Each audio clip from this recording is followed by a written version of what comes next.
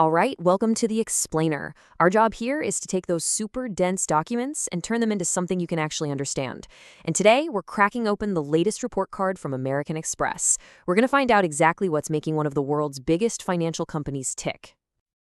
Okay, before we jump into the big flashy numbers, we've got to get on the same page. Like, what are we even looking at here? So first things first, let's decode this thing called the 10Q. Have you ever actually tried to read one of these things? A company's quarterly financial report. Yeah, it's like trying to read a different language, right? It's just packed with jargon.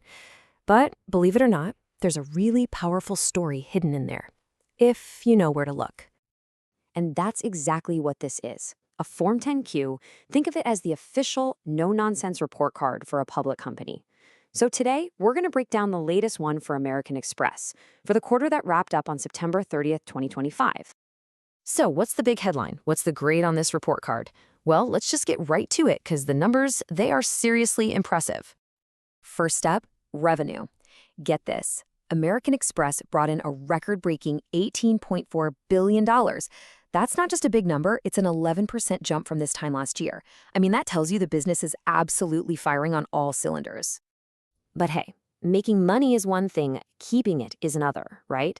And that's maybe the even bigger story. Their profit, what they call net income, shot up by 16%. That's $2.9 billion. So yeah, they're not just making more, they're keeping a bigger piece of the pie. And this next number, this gets to the absolute core of their business. It's you and me and millions of other people swiping their cards. Total spending on Amex cards, they call it billed business, jumped 9% to a staggering $421 billion. Let that sink in. That's the engine that powers this whole machine. And look, don't just take my word for it. This is straight from the horse's mouth. Right here, in their own management discussion, they spell it out plain as day. Record levels of card member spending and excellent credit performance. So yeah, by any measure, this was a fantastic quarter for them. Okay, so we've got these incredible record-breaking numbers, which leads to the obvious question, right? Where is all this growth coming from? What's the engine here? Let's peel back the onion a bit and see where the money's really coming from. So this chart is super interesting because it shows it's not just one thing. Amex has a few different ways they make money. That big slice, that's what they call discount revenue.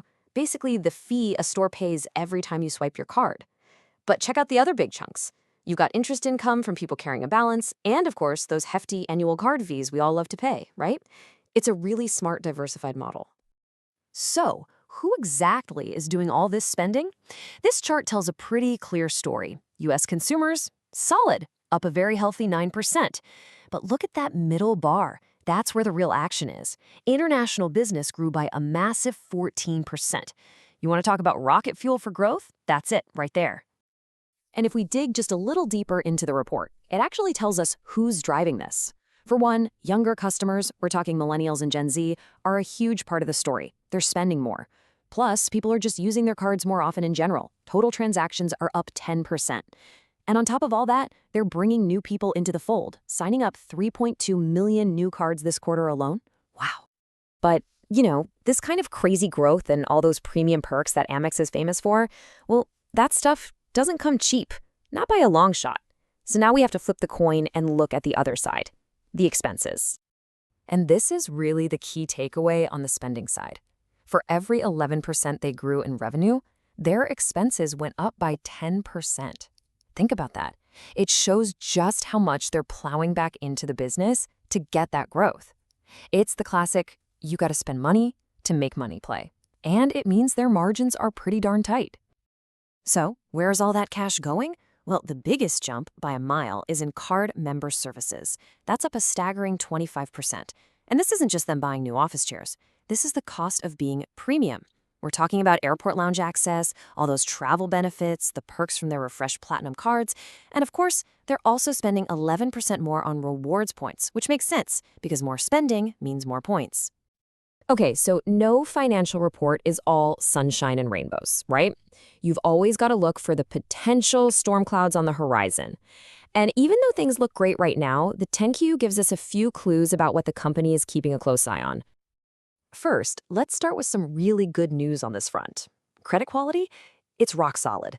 The number of people missing payments or defaulting on their debt is totally stable and super low. So what does that tell us?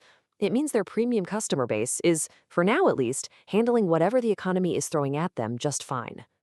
However, Amex itself points out a few potential headwinds right here in the report. They're talking about the shaky global economy, the chance of new government regulations, and of course, just fierce competition. They even mention something really specific: the risk that more stores might start adding a surcharge if you pay with a credit card. And that could make some folks think twice before they pull out their Amex.